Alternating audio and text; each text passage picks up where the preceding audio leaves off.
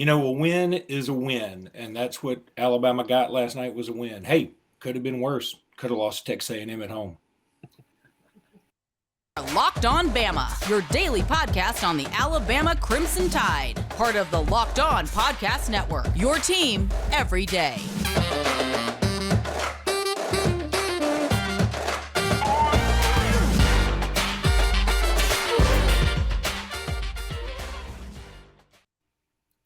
Hey, everybody, and welcome back into Locked On Bama. Luke Robinson, that's me. Jimmy Stein, that's him. Jimmy, how are you today? Good, because we won the game. We won the game. Like you said, a win is a win is a win, and it was in doubt for quite a while, even down to the last possession. But, you probably need a game like that every once in a while, because obviously when you get into the postseason, you're playing some really good teams, there's going to be close games you got to pull out at the end. Yeah, and look, you're not going to blow everybody out. Let me go ahead and tell everybody really quickly about FanDuel. They're sponsoring this particular episode. This episode is brought to you by FanDuel Sportsbook, official sportsbook of Locked On. Make every moment more. Visit FanDuel.com/LockedOn today to get started. I'll talk about FanDuel a little bit later on. I also want to thank you for making us your first listen every single day. You guys are the absolute best. We do appreciate you a ton. Full disclosure, and I'm not going to start out with a lie, even though I've lied several times just today, not even on this podcast. I went to the Dave Chappelle, Chris Rock show last night. And we're going to get into the basketball game, I promise.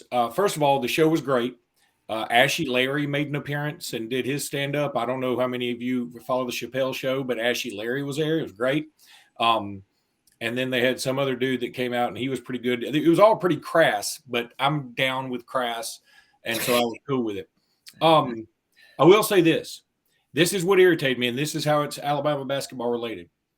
So it's at Legacy Arena, and I wasn't going to go. I'd already decided I wasn't going to go to this thing, but a friend of mine, his wife hurt herself and wasn't able to go, and he was like, look, she gave me these tickets for my birthday. You want to go? And I was like, yeah, I mean, I love Chris Rock and Dave Chappelle, so I went. And I was thinking, okay, I do a podcast about Alabama sports, so I should be watching this game. Well, what I'll do is I'll have the game on my Watch ESPN app while this comedy show's going on. You know what they did? Jimmy, I've never heard of this. They confiscated the phones. They don't confiscate them. You can't have your phone in your seat. No, you can, but you have to put it in this pouch they give you called Yonder. And you put it in this pouch, and then they close it, and it can only be opened by some magnet that they have. And I was so mad. If I had known they were going to do that, I probably wouldn't have gone, because I was thinking, I don't know how many more times I get to see Brandon Miller in an Alabama uniform. How do you think they do this? Do they not want people recording the show because it's a comedy show, and they just don't want people recording the show? That's the only thing I could think. Because it wouldn't work for concerts, because at concerts, you want to have your flashlight and, people, turn on your heart light. I did go to a Neil Diamond concert one time, by the way. But so you go to see Chris Rock and Dave Chappelle comedy, but you go see Neil Diamond sing. Okay. I know it is a little bizarre. Man. But what had happened was they said, okay, if you desperately need to use your phone, there is a little station you can go to. And so when Chris Rock got done with his thing, which was very long, it was good. Did he make Will Smith jokes? A lot of them, and it was hilarious. He made a lot of Will Smith jokes. He said, Will Smith, he said, Will, what do y'all think? He said, people ask me, did it hurt? Hell yeah, it hurt. Will Smith played Muhammad Ali. I played Pookie in New Jack City. Yes, it hurt. And as a big New Jack City fan, anyway, so I went to the station. They would let you unlock your phone, and it's like cordoned off. And they let me unlock my phone, and I was like, it was right after Chris Rock got done. And I was like, let me see how bad we're beating Mississippi State. Shoot, we were only up 5. So I had to sit in that station and watch the game on my phone, the end of it. And I missed the first 10, 15 minutes of Dave Chappelle, but I was like, I don't care. I need to be here and do my part as a fan. Anyway, bottom line, Alabama survives. And sometimes that's just what you have to do. It is a long season. It's a marathon, not a sprint. At least it's not a sprint until the NCAA tournament. When you were walking out of the arena, did you hear someone say, best thing all night was the first 10 minutes of Chappelle? That would have been funny. But anyway, yeah. Look, Alabama wasn't on its game. I've watched a lot of highlights since then. I've read a lot of updates since then. Looked at the stat sheet, and here somebody pointed this out on Twitter very astutely. They said, Luke, you said in the podcast that eventually Dom Welch is going to hit a three or something that makes a difference in a game. Dom Welch hit a three at the end of the first half. We end up winning by 3. You're a prophet. That's not bad. So, Jimmy, what were your thoughts on the game? Because obviously I didn't get to see it all live. Well, my first thought, and I'll put this delicately, is while you were explaining the hell it was for you to sit at the Chris Rock, Dave Chappelle sold out comedy show in Birmingham's largest arena and how terrible it was you couldn't see basketball. I was watching the basketball game while prepping for a medical exam that you do after you're 50 years old. And I was prepping during the basketball game. So no matter how terrible it was for you to be away from your phone while you were laughing uproariously at 2 of the funniest people alive, it was a worse experience for me watching the game, I promise. But nevertheless, I sort of predicted this on the Bama Insider board yesterday. The way Mississippi State plays, they're very good defensively. Very good defensively. In fact, I think they're ranked 7th in the country in points allowed, which makes them super elite defensively. They just can't score. But when you play a team that's elite defensively, they can make the game ugly.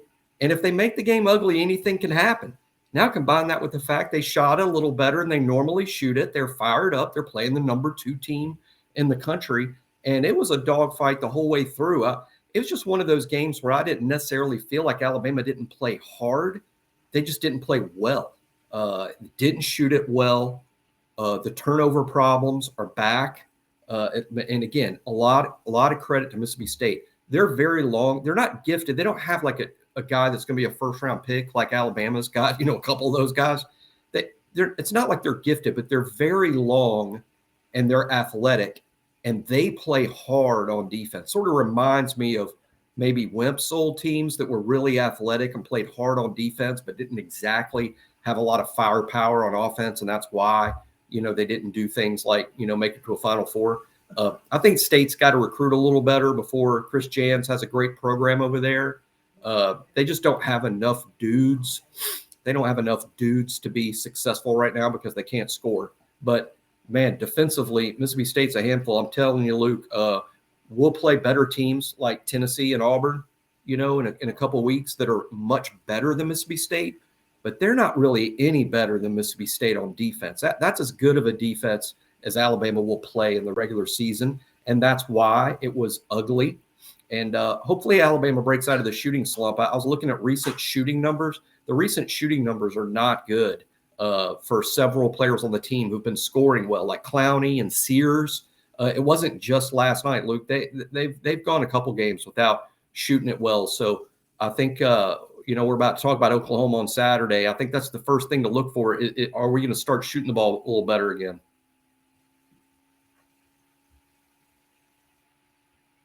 Yep, I'm muted.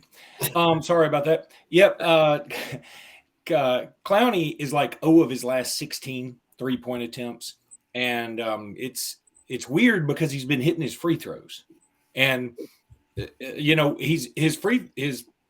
you think of Noah Clowney right now, what do you think of as Noah Clowney's defining moment of the season? I think it's that corner 3 against Arkansas. So it's weird that you associate him with a 3-pointer, yet he's missed his last 16. Jimmy, I need to go ahead and tell everybody about FanDuel, and we'll keep talking about this game and a little bit more about the SEC picture in general. But, man, so excited to have FanDuel as a part of our Locked On family now. They really are awesome. You guys need to go check them out. We're really excited about this. It's our brand new sports betting partner for Locked On because they're the #1 sports book in America. That's FanDuel. And if you're new to FanDuel, that's even better. They have so many great features that make betting on sports fun and easy. New customers join today and get started with $150 in free bets guaranteed when you place your first $5 bet. Just sign up at FanDuel.com/locked on. That's locked on, all one word, FanDuel.com/locked on. FanDuel has all your favorite bets from the money line to point spreads to player props. So whatever you want to bet on, they got it at FanDuel. All on an app that's safe, secure, and easy to use. Make every moment more with FanDuel, official sportsbook partner of the NFL. This NFL thing is going to end up taking off, and FanDuel is a part of it. Also, want you to go check out Locked On College Basketball. They're awesome, a lot of fun. I've been listening to them lately. They've had so many great insights. Go check out Locked On College Basketball. You'll love them. It's even better when your team's doing well, and that's what Alabama's doing.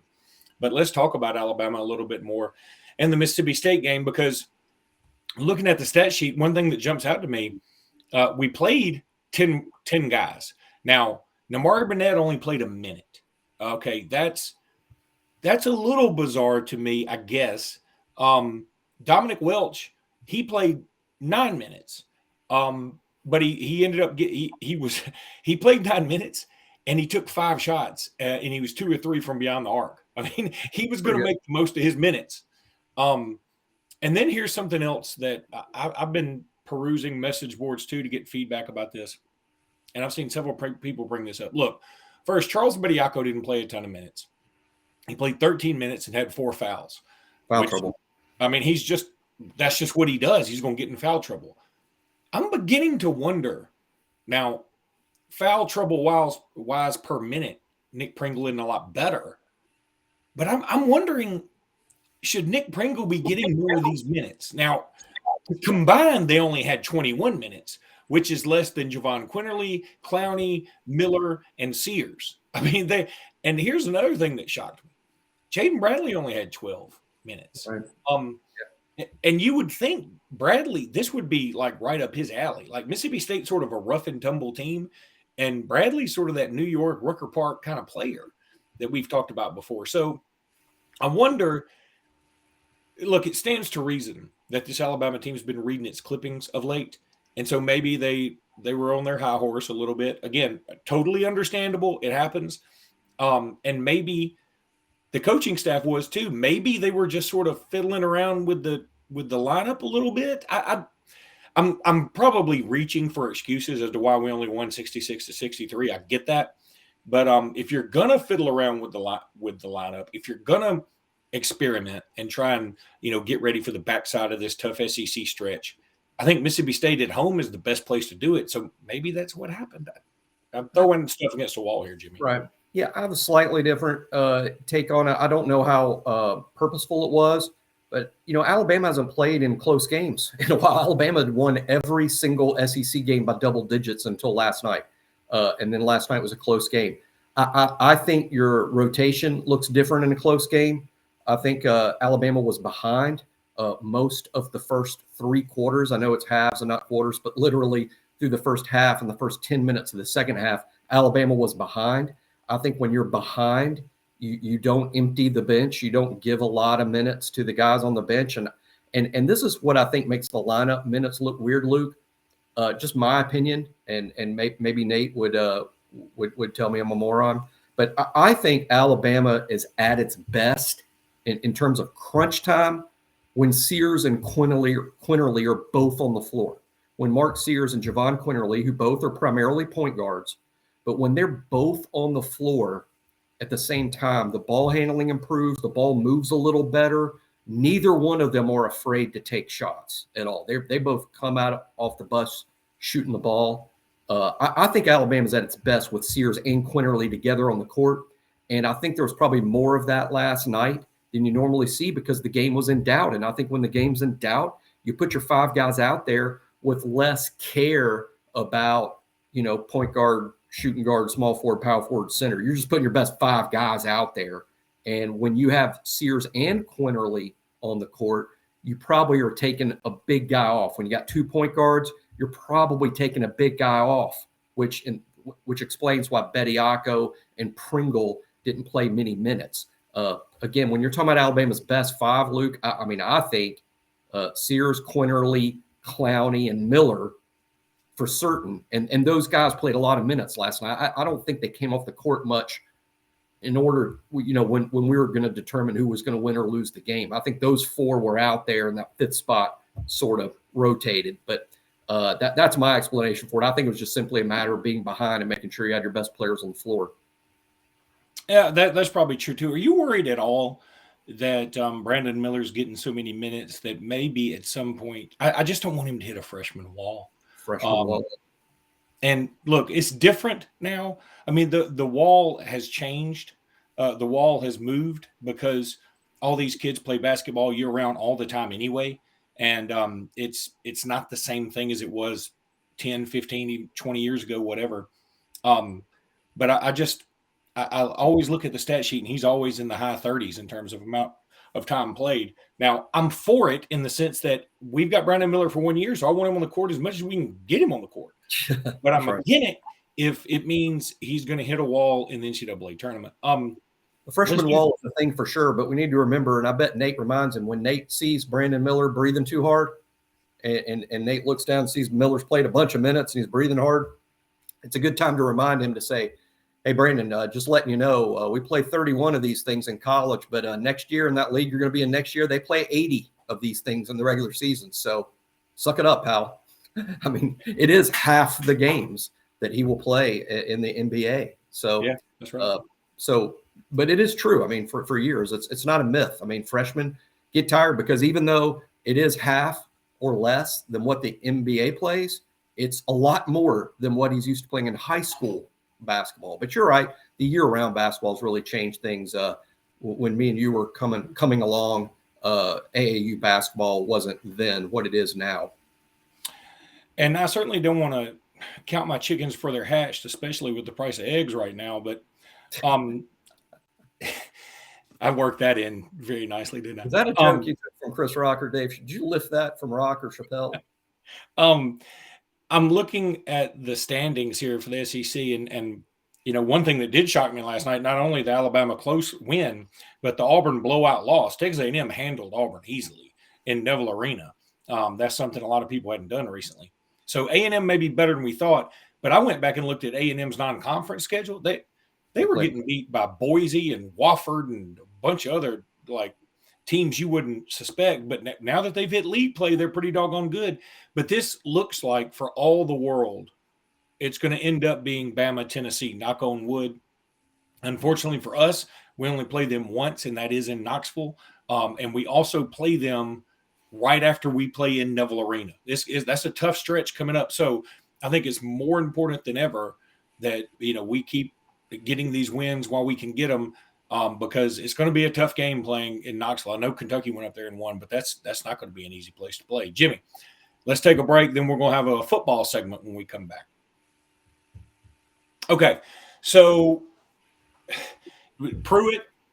Jeremy Pruitt, still the talk of the town for the most part.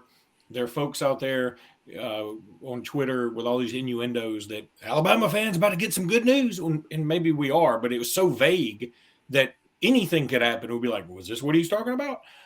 Jeremy Pruitt certainly would be good news, but instead of talking Coordinators Day, I think we talk about Junior Day coming up this Saturday. Alabama's got a bunch of juniors coming in. It's going to be a big deal. And, you know, now, I mean, look, it's not like Alabama was resting on its laurels. They finished with number one class. But now you are competing with a coach on the other side of the state who will recruit. Brian Harsin looked at recruiting the way most people look at taking out the trash. Like you got to do it, I guess, but you don't want to. Well, yeah, I'm not sure about that, but I do know that I've said this before, and I mean it as a compliment to Hugh Freeze, I guess is the best way to put it. It's been a long time since Auburn had a head coach who was going to beat Nick Saban for players. Brian Harsin was only recruited basically a class and a half at Auburn. Auburn did not sign a single player that Alabama prioritized in any way, not one in 1.5 years. Before that, before Harsin was hired, you had Gus Malzahn. Gus signed over, he was there for a while. Considering how many years Gus Malzahn was the head coach at Auburn, he beat Nick Saban for very few players. It did happen. I'm not saying that it was a unicorn. I mean, it happened. But Derek Brown comes to mind, for one. But we could literally, Luke, sit here over the course of a couple of shows and maybe count them up. I mean, that's how few times Gus Malzahn beat Nick Saban for a player that Alabama wanted. Even go back before Gus, Tommy Tuberville. To me, there's Tuberville 1.0 and Tuberville 2.0. Tuberville 2.0, who was going up against Saban, wasn't beating Nick Saban for players Alabama wanted either. Remember the famous Julio class in 08 and the C.J. Mosley, A.J. McCarron class in 09. Nick was beating Auburn for all of the in-state guys that Alabama wanted, or at least 90% of them. Now, Tuberville 1.0, it wasn't Nick Saban at Alabama, and Tommy Tuberville had things going pretty good at Auburn, and he was a good recruiter. Auburn was beating Alabama just as much or more often for players back then. You have to go back, in my mind, to Tommy Tuberville 1.0 in terms of what we're going to see from Hugh Freeze. He is going to sign players that Alabama wants, and it hasn't happened for a while, but Hugh properly prioritizes recruiting. I think he prioritizes in-state recruiting. I think he's good at it, and it won't be a lot. I mean, if we're just going to pick numbers out of the air, for every 10 players we battle Auburn for, I think Alabama will sign 7, maybe even 8. But it has been 9 and 10, and it won't be like that anymore. No, that's absolutely right. And that's why this junior day is going to be very, very important. So tell us quickly, Jimmy, about some of the guys that are coming in that you're looking forward to. Yeah, really, it's an out-of-state group this weekend. Alabama, it's not formally this way, but generally Alabama's got 2 junior days. The first one we did had a lot of the in-state juniors. This one upcoming Saturday will be a lot of the out-of-state juniors. It's a much larger group. There's a lot of highly ranked kids. And believe it or not, it's kind of funny. It's why all these things get these labels that aren't really official. We call it a junior day, but there's a ton of sophomores there. A couple of freshmen I'll even talk about real quickly just because I'm excited about them. I happen to know 2. This is how old we are, Luke. I can't believe I'm saying this out loud. There are 2 class of 2026 guys that will be there Saturday, kids that will graduate in 2026 that are now being recruited hard by Alabama. 2 freshmen from Jackson, Alabama. That's right up the road from Mobile and Southern Alabama, up Highway 43. The quarterback, Landon Duckworth, and his wide receiver, Jamarian Gordon, both 9th graders from Jackson. They'll be at Alabama's junior day. I believe it's their first time on campus.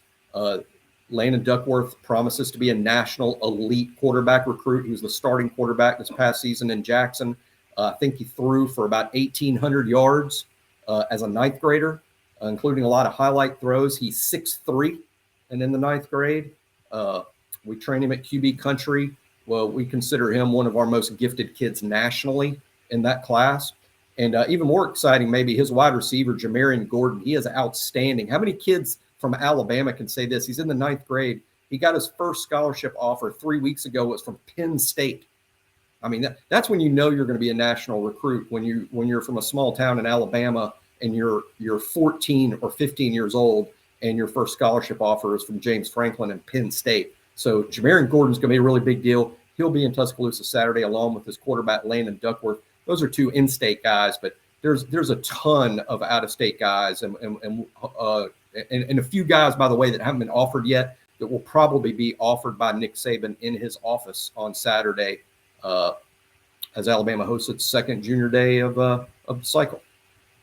Looking forward to it. Also, of course, Alabama's got a big game against Oklahoma this weekend. We'll be talking about that. Hopefully, we'll have another podcast out tomorrow, too. It's been sort of sketchy because Jimmy's been sick. Jimmy also had a procedure that, let's say, Frank Costanza, when he fell on the Fusilli Jerry. Anyway, that's going to do it for this episode. Thank you, guys. You're turning the barrel. You're turning the barrels coming up here. I do. I have the same procedure scheduled for Tuesday. I won't be able to eat for a day and a half. I can't wait to do that podcast when I'm starving and I'm irritable. You guys will really love that one. So anyway, we will be back, I hope, tomorrow. If not, we'll be back Saturday after the Oklahoma game. And until then, roll tide, everybody. Roll tide.